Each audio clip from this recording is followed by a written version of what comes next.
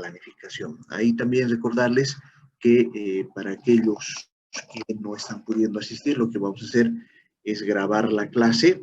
Les debo una parte también de la anterior gestión, de la anterior clase, que lo voy a subir el día de hoy para que ustedes puedan tener los materiales, ¿ya?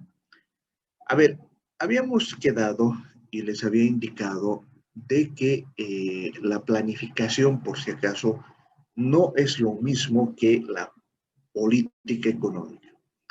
Es decir, en planificación tiene que haber una coherencia de las medidas de políticas económicas que se apliquen. En cambio, en política económica, lo que vamos a ver es cualquier acción del Estado en materia económica, llámese la política monetaria, la política fiscal, la política cambiaria, etcétera, ¿no? En cambio, cuando uno planifica, tiene que existir una coherencia entre todos los elementos que hacen a la planificación. Ese es un tema central que habíamos visto, ¿no?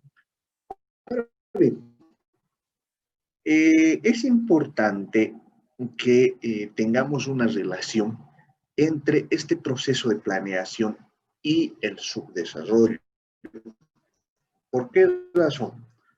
Porque históricamente lo que ha ocurrido especialmente en América Latina y en los países subdesarrollados, bueno, este concepto del subdesarrollo siempre ha estado en discusión, ¿no? ¿Por qué razón? Porque se plantea que el desarrollo de los países es un camino, y en ese sentido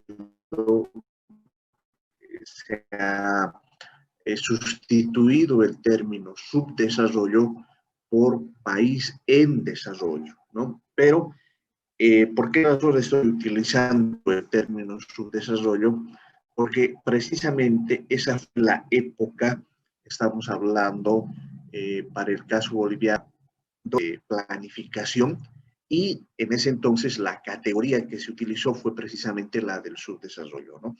Para que tengan una idea cómo cambiaron todos estos elementos relacionados a la planificación, en esa época se intentó implantar un enfoque de planificación en el país, ¿no? Después del 85 se cambia la categoría, se asume que los países estaban en desarrollo.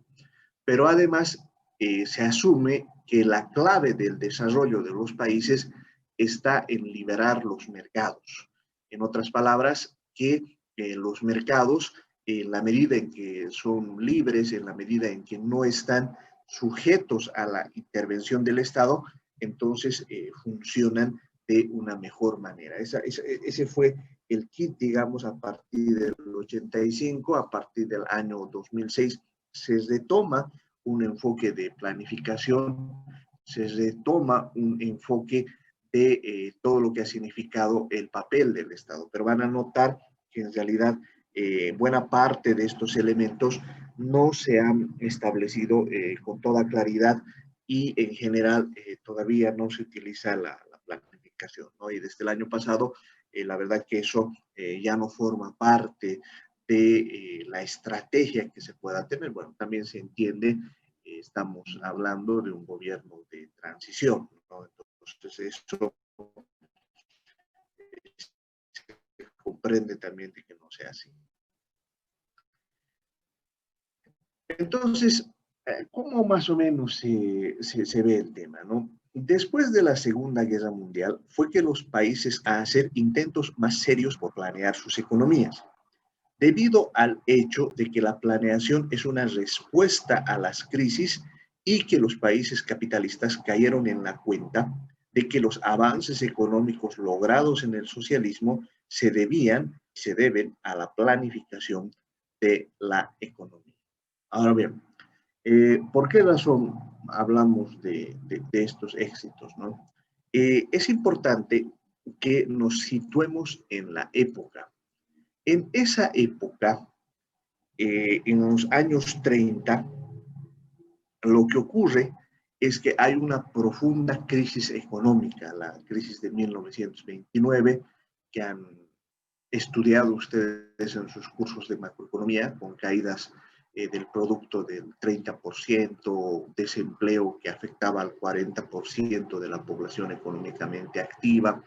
En fin, es una situación de crisis muy profunda que existe en el mundo.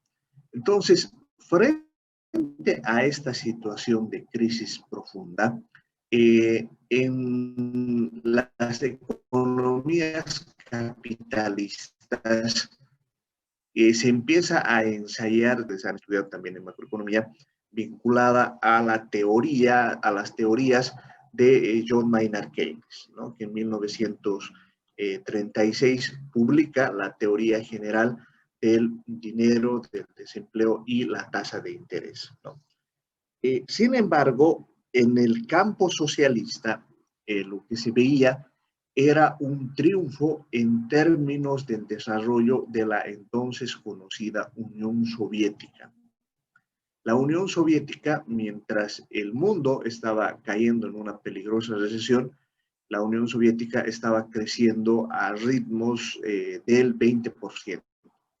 Entonces era un ritmo bastante acelerado y lo que se conocía como el Gosplan o el plan quinquenal estaba mostrando grandes resultados. Entonces, después de la Segunda Guerra Mundial, eh, este intento de planificar en la economía capitalista se hace más grande, ¿no?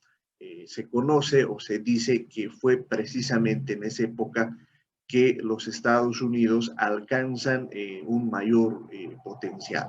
Ahora, ojo, no quiero yo convencerlos de que en realidad la economía norteamericana crece en función de la planificación. No es la idea. ¿Por qué razón? Porque en realidad eh, es una combinación de lo que ocurre en los Estados Unidos, ¿no? Es una combinación porque tiene que ver con la explosión de derechos, que son peleas muy fuertes en la década de los 60 y de los 70. No olviden que el año 1962 el presidente John Fitzgerald Kennedy es asesinado en Dallas, Texas, ¿no?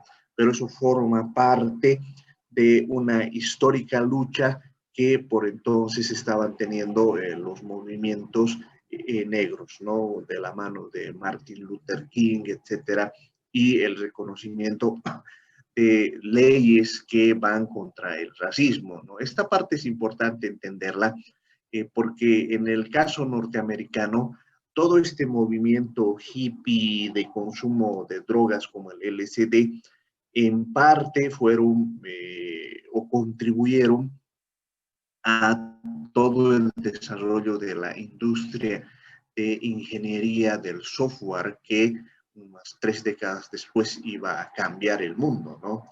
Si ustedes leen, por ejemplo, la biografía de gente como Steve Jobs, etcétera, uno va a encontrar que un patrón común que tienen todos estos creadores es que vivieron en una situación de libertad amplia, y esa situación de libertad amplia influyó en la creatividad, y eso es lo que ha permitido que exista un desarrollo tecnológico impresionante en los Estados Unidos, ¿no? En parte, eso permitió la creación de Silicon Valley. ¿Cuál es el punto, no? El punto está en que era esa combinación de libertad junto con fuertes inversiones por parte del Estado en la creación de ARPANET y lo que después sería la red de Internet, ¿no? Entonces, eso hay que establecerlo dentro de un marco amplio de análisis que no nos tiene que dejar de ver la importancia de cada uno de los elementos,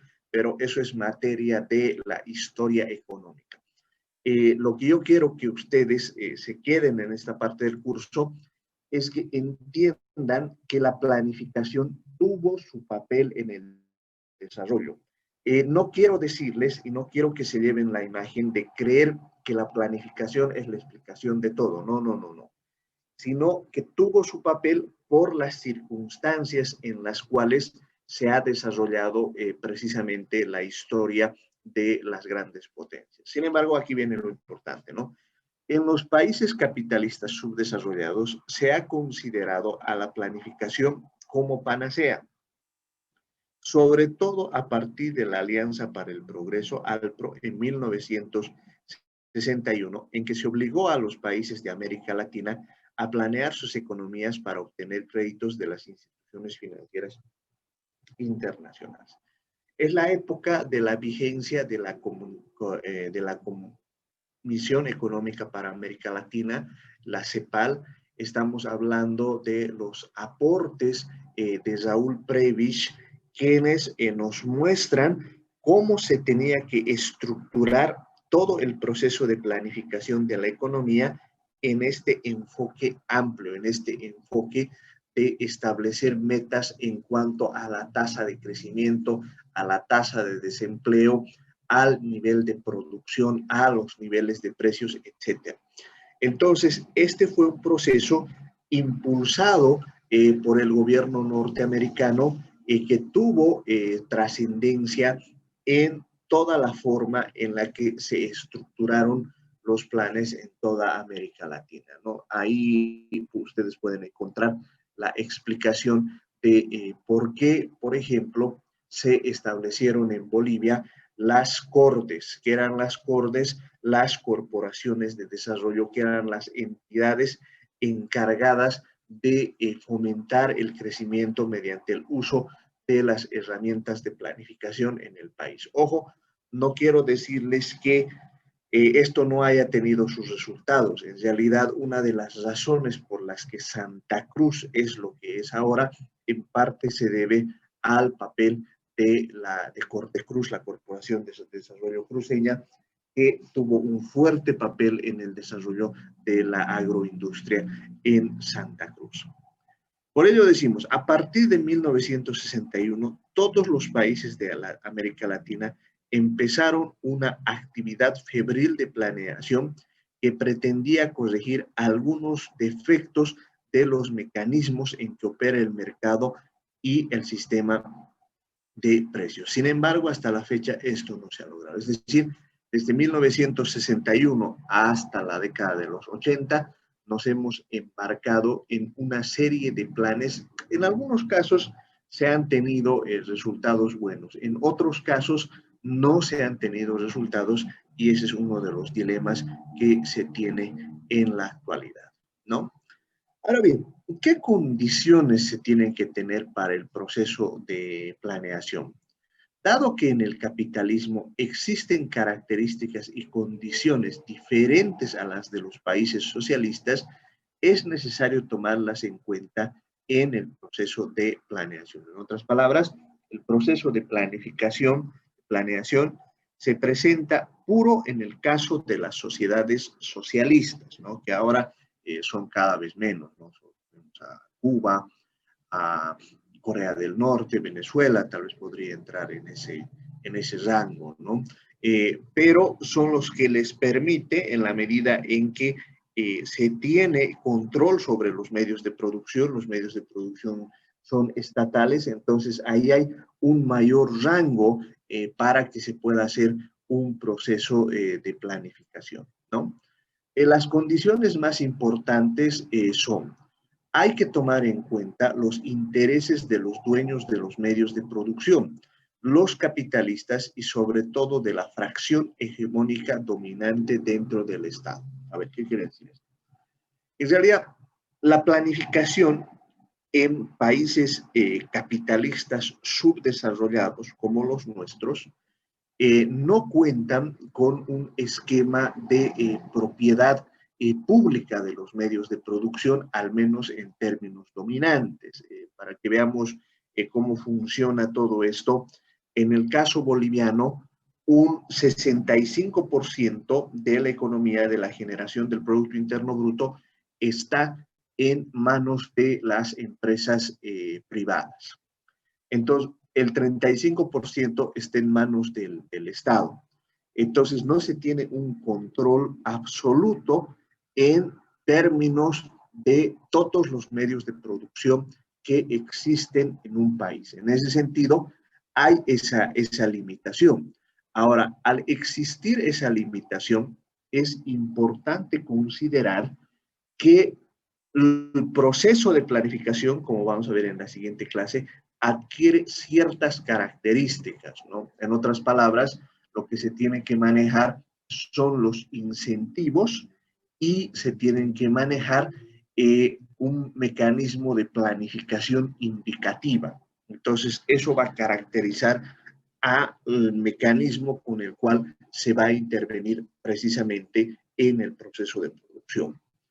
Y también se tiene que tomar en cuenta de que al ser un país capitalista, hay fracciones de clase. A ver, un poquito para que me entiendan cómo funciona esto, ¿no?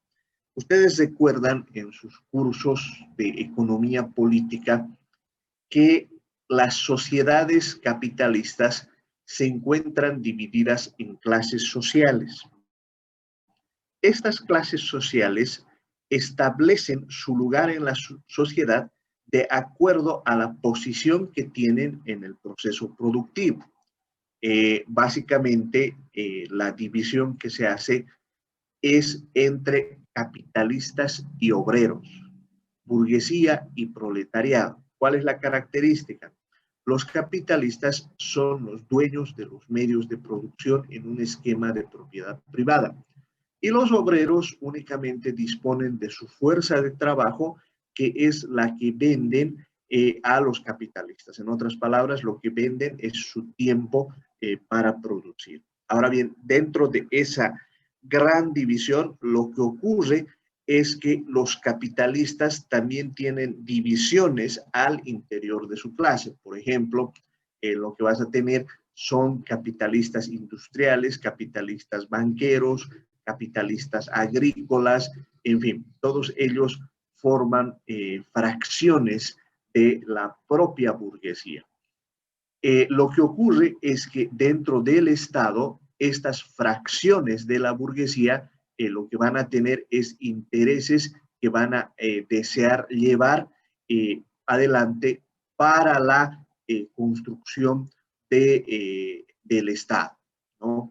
En otras palabras, por darles una idea, si la fracción dominante en el Estado es la correspondiente a la burguesía financiera, sus intereses se van a traducir en términos de lo que significa el favorecer a la banca. En otras palabras, lo que ellos van a buscar es que la banca se desarrolle incluso en desmedro de la propia industria, incluso en desmedro de, de todo lo que significa el desarrollo, por ejemplo, del sector agrícola. Entonces, es en esas condiciones que se tiene que tomar en cuenta el desarrollo. Ahora, ojo, puede ser que también del otro lado, en el campo popular, existan fracciones, ¿no? Los obreros no necesariamente tienen que ser hegemónicos, los cuentapropistas, los campesinos, etcétera. Todos ellos van a tener determinados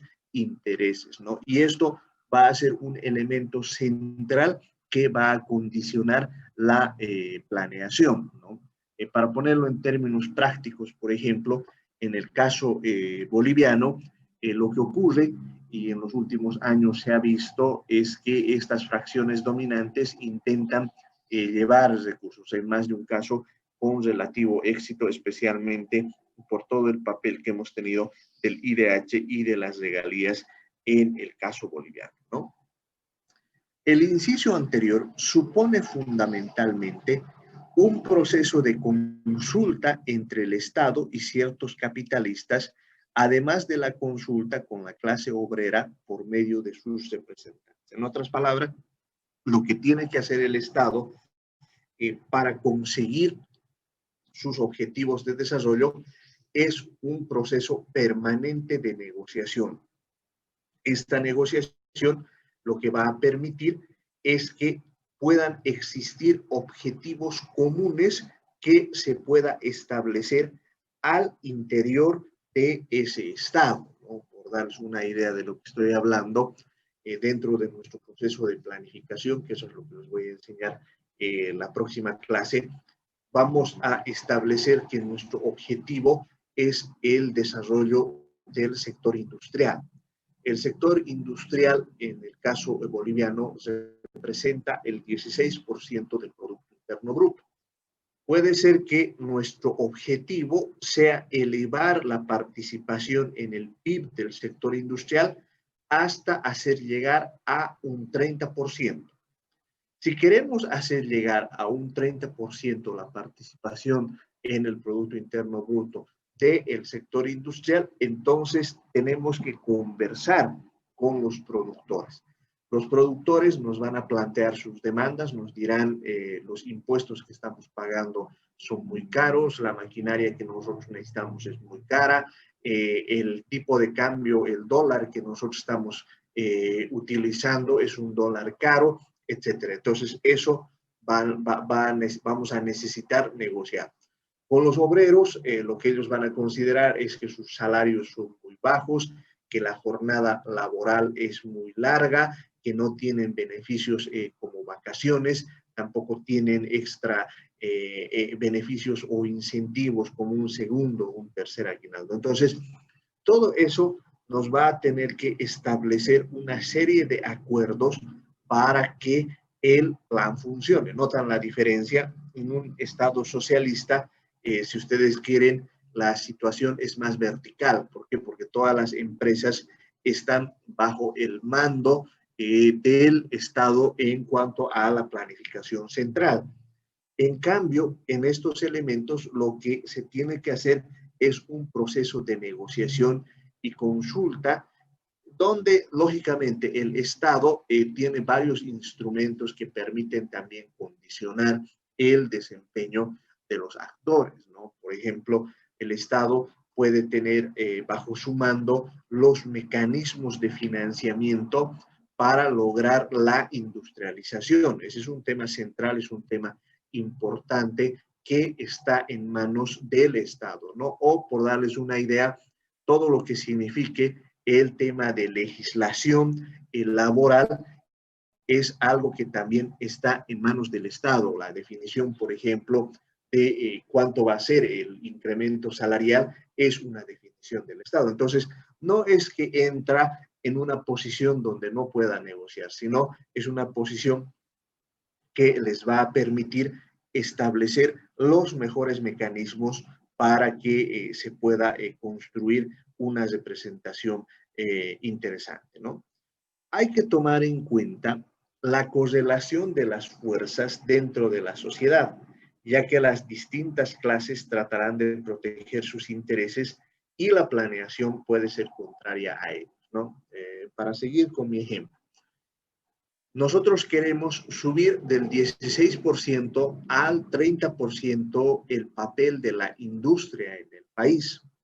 Sin embargo, va a existir un segmento de la sociedad que va a ser contrario al proceso de industrialización. Es el sector de los importadores, es decir, los importadores legales e ilegales. Ellos no tienen interés en que se haga un proceso de industrialización en el país. ¿Por qué razón? Porque si se industrializa, lo que va a ocurrir es que esa industrialización va a hacer caer las ventas que ellos tienen por la importación de bienes, ¿no? Por darles una idea, de pronto vamos a industrializar y vamos a generar una industria de galletas, ¿no? Eso va a suponer que las importaciones de galletas van a caer. El tema de los vinos, ¿no? Los vinos vamos a industrializar y eso supone que los vinos ya no se van a comprar en la misma proporción de los extranjeros, ¿no? Entonces, eso va a hacer que exista una resistencia a la elaboración del plan. No tienen que olvidarse que en los temas relacionados a planificación siempre se afectan determinados intereses, especialmente cuando estamos hablando de planificación económica, ¿no? Esto se da así porque hay un segmento de la sociedad a quien le conviene que exista una baja productividad, ¿no? A ver, más o menos para darles una idea y que no piensen que estoy hablando de Saturno, es nuestro caso, por ejemplo, ¿no? Los profesionales. Conseguir el título de una universidad es complicado. Es complicado, ¿por qué? porque significa estudiar 5 años, hay que leer mucho, hay que asistir a clases, hay que escribir mucho, en fin. Entonces, todo eso significa un trabajo, ¿no? Pero al final lo que te van a dar es el título.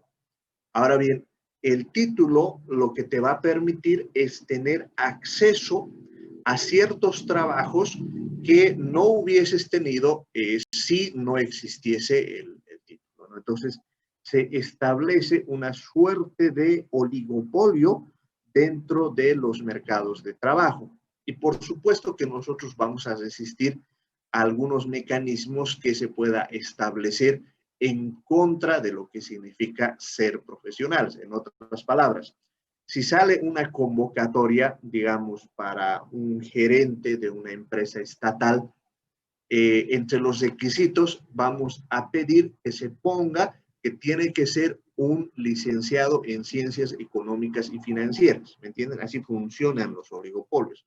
Pero si ponen, por ejemplo, que no hay ese requisito y que lo único que tienen que demostrar es que son hábiles para gerentar una empresa, ahí nos vamos a oponer. ¿Por qué razón? Porque eso está afectando a los intereses profesionales. Y eso, por si acaso, le vamos a vender a toda la sociedad. Es decir, toda la sociedad va a decir con nosotros que es muy importante tener un título para ejercer una profesión. ¿Me entienden? Así funciona. Ahora, lógicamente, si somos partidarios del libre mercado, ahí diríamos, en realidad, un título no debería ser restrictivo para el ejercicio de una profesión, porque hay gente que no necesita el título y la verdad es muy hábil, ¿no? En otras palabras, para hacer una empresa no necesitas ser administrador de empresas, basta que conozcas ciertos rudimentos de la contabilidad y con eso puedes hacerlo. Pero, ¿cuál es mi punto? Que existen grupos que van a ser contrarios a estos mecanismos de crecimiento, ¿no? Para completar mi ejemplo, con el caso de los profesionales, si ustedes se ponen a pensar, el hecho de ser más productivos nos permite tener ingresos mucho mayores que el común de la sociedad.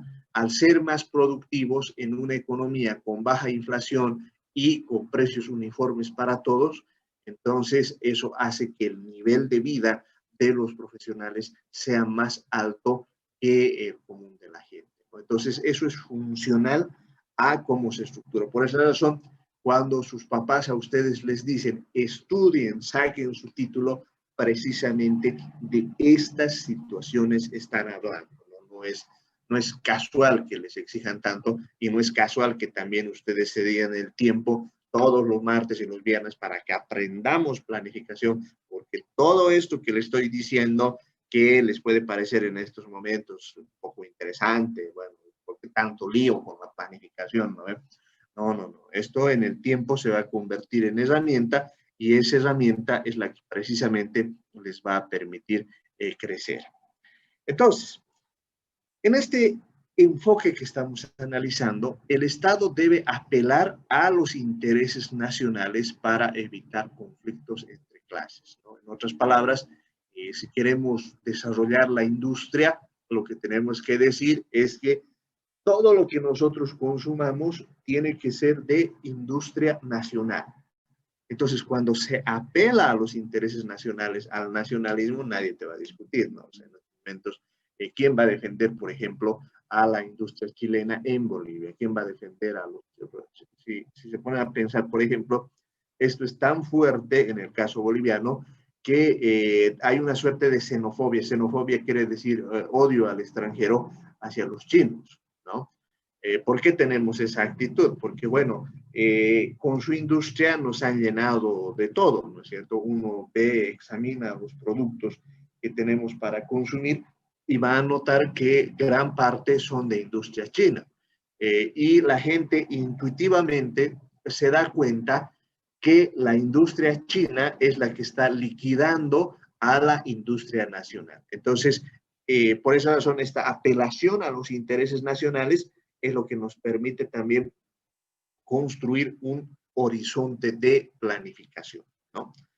De esa manera se dice que dichos intereses pretenden estar por encima de los intereses particulares. En otras palabras, les convencemos de que un proceso de industrialización lo que va a permitir es que todos desarrollemos, todos tengamos empleo, ¿no? Ahora, ojo, no estoy queriendo decir que ese mecanismo de la industrialización sea el único que tengamos que utilizar. Pueden existir otro tipo de mecanismos en función al horizonte que te puedas plantear, ¿no? Por darles una idea, en el caso de Panamá, su horizonte de planificación está muy ligado a la industria financiera. Es decir, en Panamá la idea que ellos tienen es un mecanismo mediante el cual puedan construir una hegemonía financiera en términos de lo que significa la construcción de paraísos fiscales. En otras palabras, ellos quieren ser la Suiza de las Américas. Mediante ese mecanismo, ellos plantean que puedan construir un horizonte de desarrollo que les permita vincularse al mundo financiero internacional, ¿no? Entonces, son horizontes. Ahí la fracción de clase va a ser dominante, va a ser la burguesía financiera, ¿no? La burguesía financiera es la que les va a permitir establecer estos horizontes de planificación que ellos tengan, ¿no? O por darles una idea, en el caso venezolano, desde la década de los 40, ellos empiezan a desentenderse de toda su industria agrícola y se convierten o plantean su horizonte de planificación en relación al petróleo.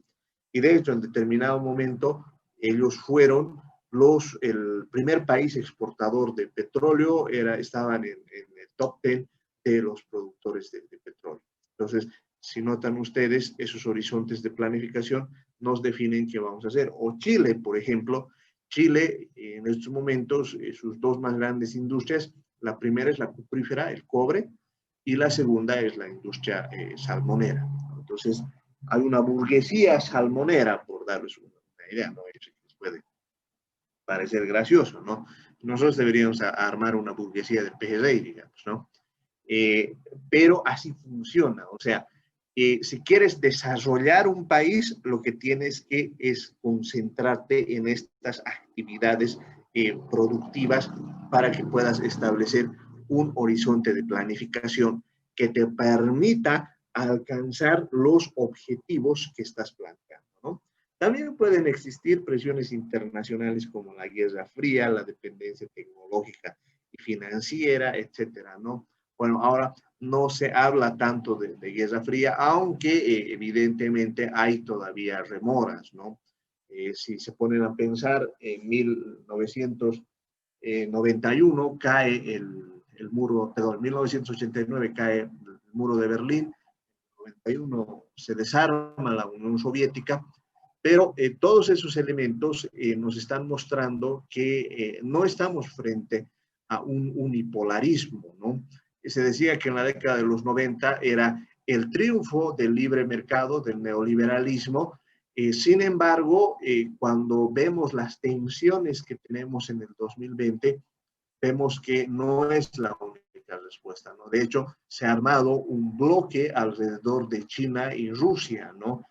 Rusia, de la mano de Putin, está queriendo generar una suerte de desarrollo que permita revivir las glorias del pasado, ¿no? Y nosotros estamos inmersos en medio de esa guerra fría, ¿no?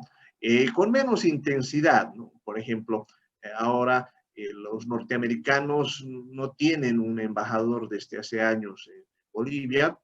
El gobierno actual ha intentado restablecer las relaciones con los norteamericanos, pero tampoco es algo que nos muestre un esquema donde haya una alta injerencia de los norteamericanos, ¿no? La DEA, por ejemplo, aún no opera en Bolivia, en fin, o sea, no es. Y en el caso de los chinos también están intentando hacer algunas inversiones, en fin, tener cierto papel, pero no es grande. Entonces, si bien puede existir una suerte de alineamiento en términos de la Guerra Fría, eso no es tan preponderante. Lo que sí es preponderante es la dependencia tecnológica y financiera, ¿no?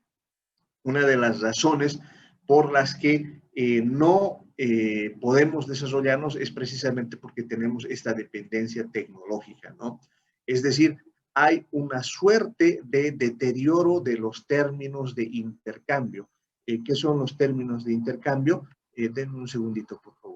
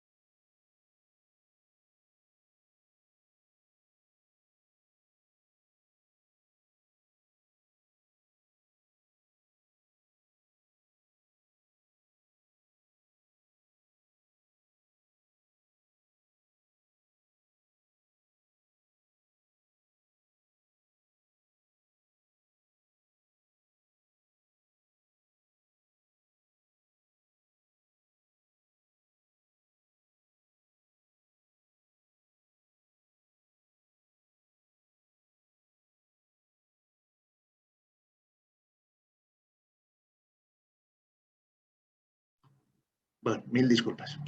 Entonces, esto de la dependencia tecnológica es importante, ¿no? A ver, más o menos la teoría que acompaña esto es el deterioro de los términos de intercambio. Más o menos la idea es la siguiente, ¿no? América Latina vende cobre al mundo, pero el mundo le vende computadoras. Entonces, el mismo cobre, digamos, la libra fina estamos vendiendo a $4, ¿no? Pero esa misma libra fina nos devuelven en forma de componentes a $100. ¿Me entienden? En otras palabras, el mundo, la China, Estados Unidos, le da un alto valor agregado a lo mismo que nosotros les estamos vendiendo. Entonces, secularmente hay un deterioro de los términos de intercambio porque en realidad nosotros estamos vendiendo cada vez más productos sin valor y del otro lado estamos comprando productos con un alto valor agregado. Entonces, de esa manera es que se explica también el subdesarrollo, porque en otras palabras, siempre vamos a recibir ingresos subvaluados. Si ustedes quieren, para entenderme este tema del deterioro de los términos de intercambio, ustedes piensen en el intercambio entre campo y ciudad. El campo nos entrega alimentos, pero van a notar que estos alimentos tienen precios muy bajos, ¿no? La arroba de papa está a 30 bolivianos, ¿no? Pero generar esa arroba de papa es pues un trabajo enorme. Cualquiera que haya recogido o sembrado papa sabe de lo que estoy hablando. Pero para el citadino, la generación de esos 35 bolivianos pueden suponer, qué sé yo, un día de trabajo, digamos, si conduces un taxi, para decirles, de las actividades menos productivas, en un día vas a generar 35 bolivianos. ¿Notan la diferencia? Es decir, ellos o nosotros en la ciudad vamos a generar 35 bolivianos en un día de trabajo. Para conseguir esos 35 bolivianos, para conseguir esa arroba de papa, eso nos puede tomar unos 2 meses de duro trabajo, ¿no? Esa es más o menos la idea. Entonces, entre los países hay esa dependencia tecnológica. A nosotros nos venden los productos hechos, pero no nos enseñan cómo hacer. Y en la medida en que haya ese deterioro secular de los términos de intercambio, lo que va a ocurrir es que en el tiempo nosotros vamos a ser relativamente más pobres que ellos, ¿no? Y hay una dependencia financiera en términos de que las fuentes de financiamiento están pues por fuera de nuestros países. En otras palabras, el Fondo Monetario Internacional, el Banco Mundial, el BID, son las instituciones que nos van a financiar el desarrollo. Ahora lo van a hacer en función a las condiciones que ellos tengan. Y esto no es por si acaso un tema que lo estamos discutiendo en términos de algo que no ocurre, ¿no? Gran parte, digamos, de los programas de reactivación que se van a llevar adelante, ya sea el gobierno que sea, ¿no? Porque eso depende de la gente va a decidir en uso de su derecho democrático por quién va a votar. Entonces, pero cualquiera de los gobiernos lo que va a tener que hacer es acudir al financiamiento internacional. Ese financiamiento internacional va a estar naturalmente condicionado, ¿no? Pero aún si no estuviera condicionado, lo cierto es que no es nada bonito que tengas que ir y prestar, porque en realidad con el tiempo uno va aprendiendo de los peligros que se supone pues estar endeudado. Entonces, ese tipo de situaciones son las que se tienen que trabajar y son con las que se enfrentan precisamente estos mecanismos de planificación. Ahora bien, ¿cuáles entonces son las características que tiene este proceso de planificación en América Latina? Y es lo que vamos a ver, no quiero que se me asusten, vamos a ver en términos matemáticos, no le vamos a dar una estructura, les voy a enseñar cómo se hace la planificación grande, ¿no? Hemos aprendido cómo podemos hacer un programa, un proyecto mediante el uso del marco lógico, etcétera, ¿no? Pero ahora les voy a enseñar lo macro, ¿no? Debido a que la planeación capitalista es diferente a socialista, es necesario señalar sus características. Primero, se puede afirmar que la planeación es parcial, incompleta y desintegrada, ¿no? ¿Por qué es parcial? Porque no tenemos el control, ¿no? Es decir, como es un mecanismo de planificación indicativa es que nos podemos reunir con los industriales y podemos establecer las metas que queremos alcanzar en términos del horizonte de planificación. Pero si esas metas se cumplen o no, bueno, mucho depende de cómo la gente va a tomar en cuenta el plan. O sea, puede ser que funcione, puede ser que no funcione, ¿no? Es incompleta porque en realidad van a notar en las ecuaciones que vamos a construir con ustedes de que tiene que haber una identidad en términos del encadenamiento productivo que tenemos que hacer. En otras palabras, podemos llegar a la conclusión de que necesitamos tal volumen de gas, tal potencia en términos de electricidad, pero si eso no se cumple, entonces toda la cadena se cae, ¿no? por esa razón también es desintegrada, no es una planificación holística en términos de cómo funciona. En realidad, la planificación se compone de programas y proyectos desarticulados entre sí y su cumplimiento es obligatorio, pero más centrado esta obligación en términos del Estado. Se integra fundamentalmente por el sector público, que es quien promueve el plan, es decir, deja en segundo plano al sector privado, ¿no? Es decir, son los organismos estatales los encargados de esta planificación y el sector privado tiene sus propios planes, ¿no? Ojo, con esto no quiero que se lleve la imagen de que esta es la tragedia de la planificación, ¿no? Yo, por ejemplo, así en lo personal, soy alguien convencido de que la planificación es el camino para el desarrollo. O sea, si a mí me preguntan, yo les voy a responder, para mí la planificación es el camino.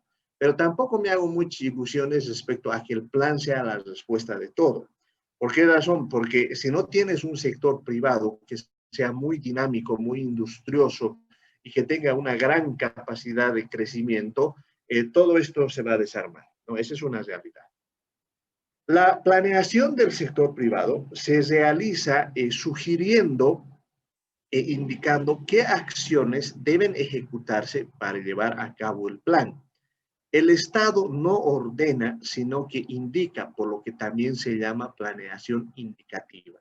Se deja que opere en el mercado y que decidan los capitalistas dónde van a intervenir según sus intereses. Ahora, ojo, tampoco es que ni se lleven la imagen de que el Estado esté de manos atadas. No, en realidad van a notar que cuando los incentivos son los adecuados, para ponérselos en la parte práctica, dura, pragmática de lo que estoy hablando, es como cuando de pronto decides bajar las tasas de interés mediante tu política monetaria, pero además decides bajar los intereses a aquella parte que te interesa que crezca. Por darles una idea, vamos a bajar los intereses a todo lo que es industria y el sector agrícola.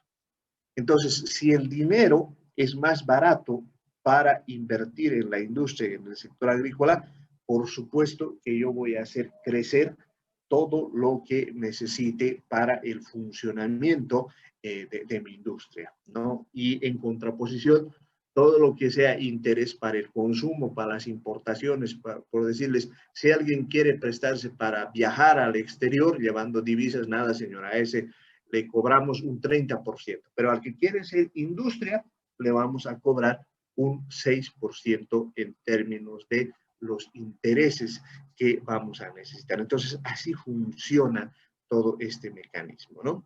Pero aún así, vamos a decir, la planificación del sector público es parcial e incompleta porque falta infraestructura, lo que se traduce como información estadística poco confiable, falta de especialistas preparados o inexistencia de articulación entre las diversas partes del sector público, ¿no?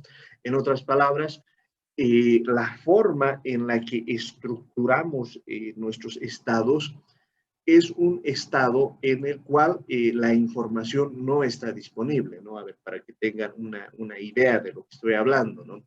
La institución que maneja todos estos datos es el Instituto Nacional de Estadística, pero cuando ya se tiene que traducir el plan a términos de acciones más concretas en el plano territorial, ahí es donde faltan las estadísticas, ¿no? Si alguna vez van a trabajar ustedes en este tema, por darles una idea, estadísticas más completas, ¿cuánto es el volumen de producción de Inquisibi por tipo de papas?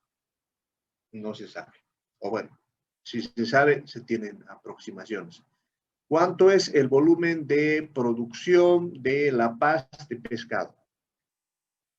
La información poco confiable. ¿Cuánto es el volumen de producción de calzado en Cochabamba? Poco confiable la información. Entonces, esa información poco confiable, porque además no nos ocupamos de establecer los mejores indicadores. De hecho, en realidad, en cuanto al Estado, es la información financiera la que se tiene dentro de estadísticas adecuadamente compiladas. ¿Por qué? Porque el Ministerio de Economía y Finanzas Públicas ha desarrollado toda una infraestructura para el manejo de la plata.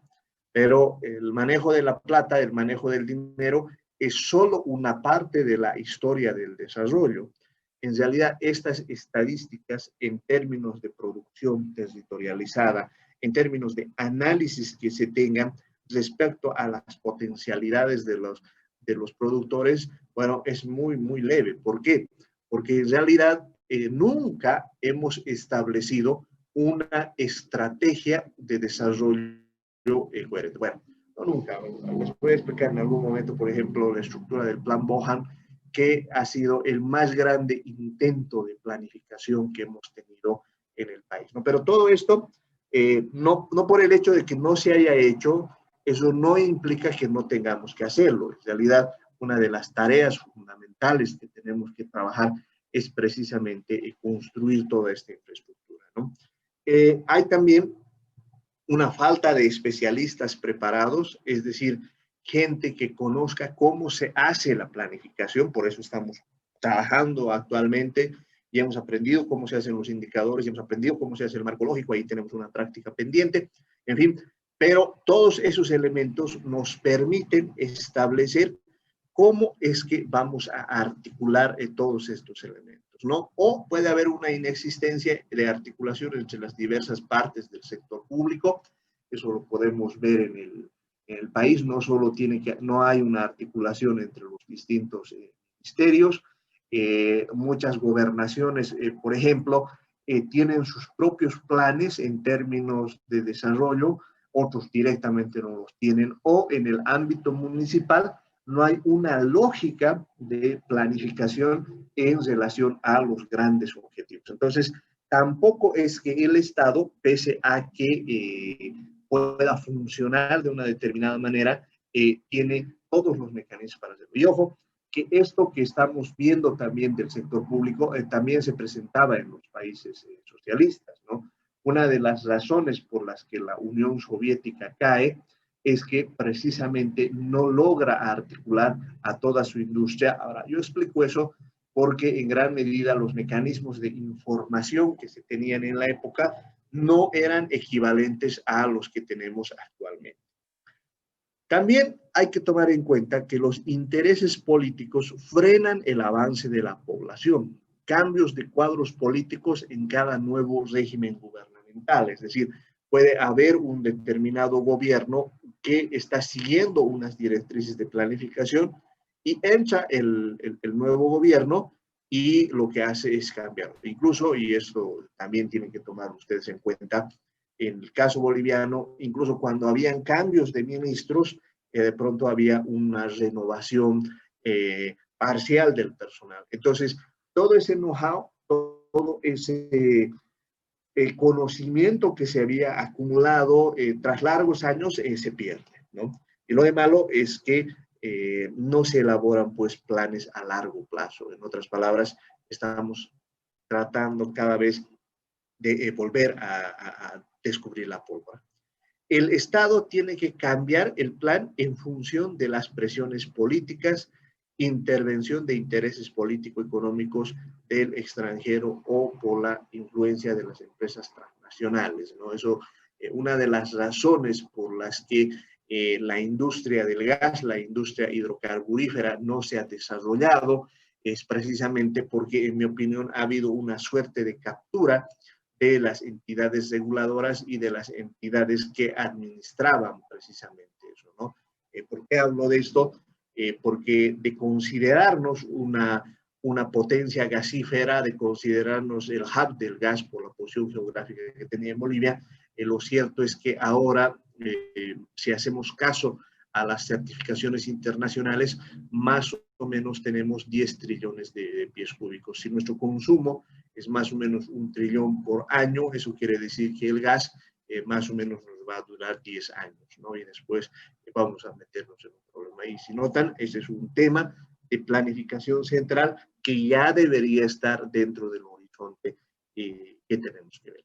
Todos estos problemas o limitaciones se agudizan en los países subdesarrollados cuya planeación se queda en simples intentos que no arrojan resultados favorables. Eso desde el punto de vista crítico tenemos que ser realistas, lo cual no quiere decir, y esto es muy importante, de que sean herramientas inútiles, no, no, no. En realidad son muy útiles en la medida en que se aplican y gran parte del trabajo que van a realizar ustedes en los siguientes años se va a traducir en esto. ¿Por qué razón? Porque ya va a ser una cuestión de sobrevivencia del país, ¿no? En la medida en que se acaben los recursos del gas, entonces tenemos que hacer todo un proceso de planificación, ¿no? Y eso va a ser una de las grandes tareas que vamos a tener precisamente en los siguientes años, ¿no? Bien, hasta ahí estaríamos con la introducción. No sé si hay alguna pregunta, duda de parte de ustedes. Adelante, por favor. Les voy a habilitar los micrófonos para que podamos participar.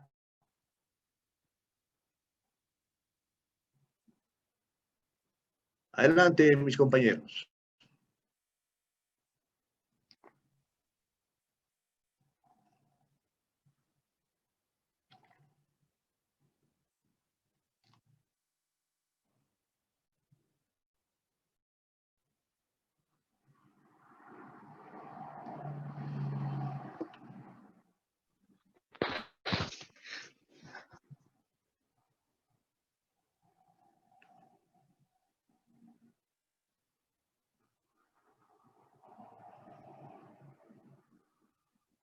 Buenos días, licenciado. Buenos días, Edwin.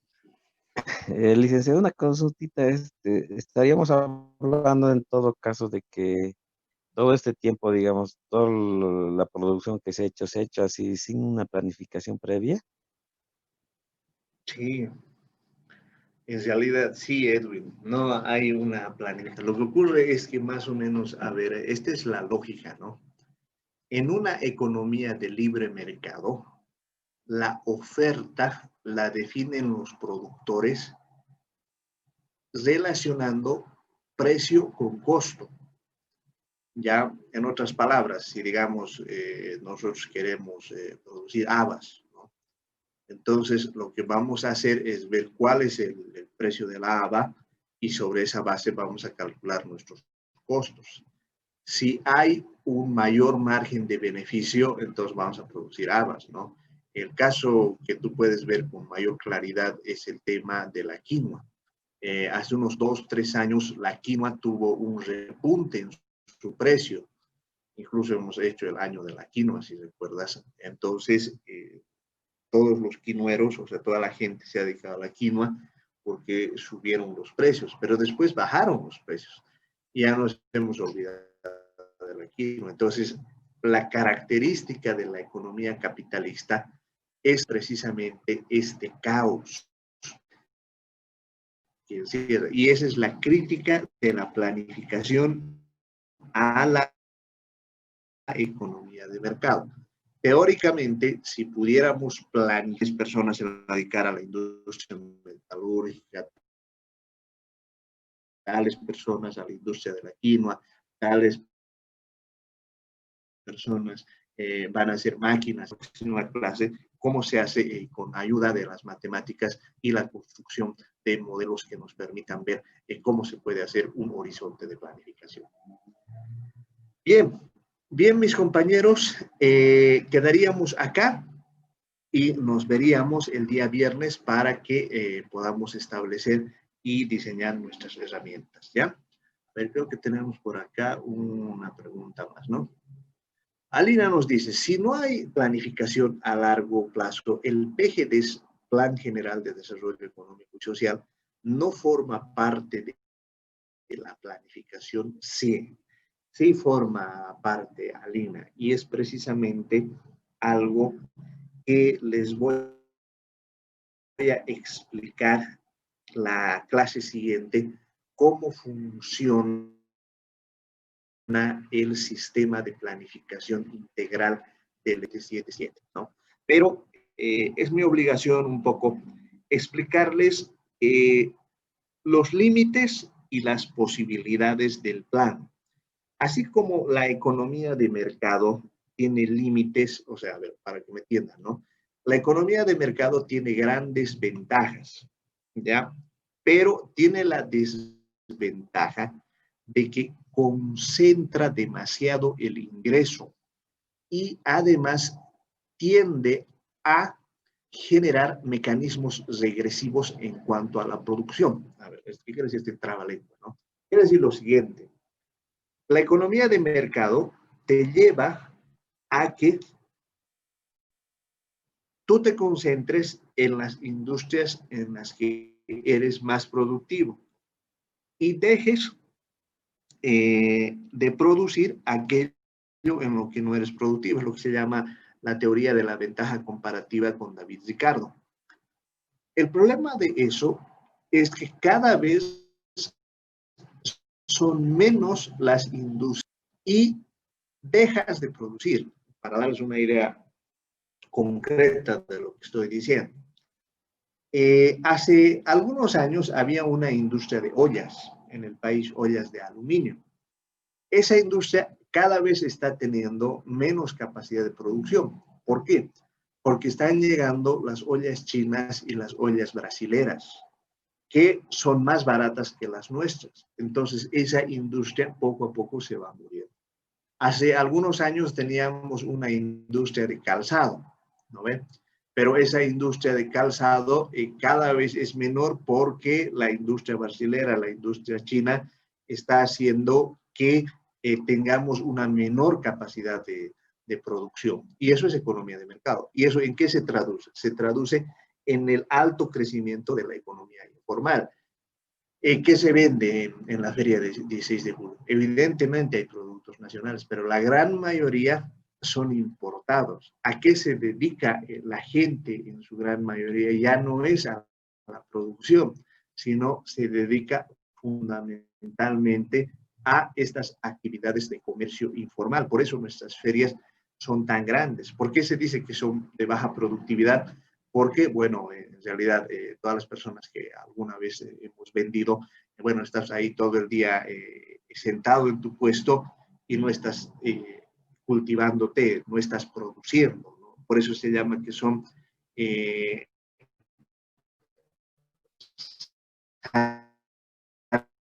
salidas laborales, pues,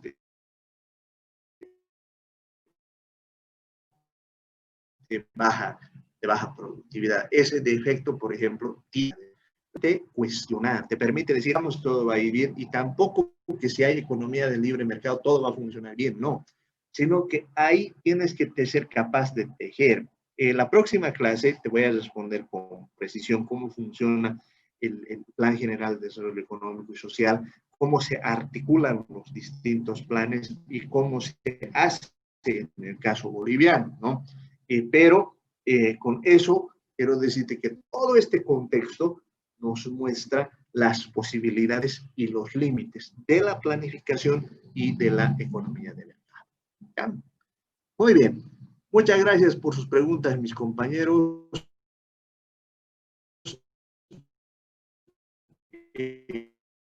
Nos vemos la siguiente clase.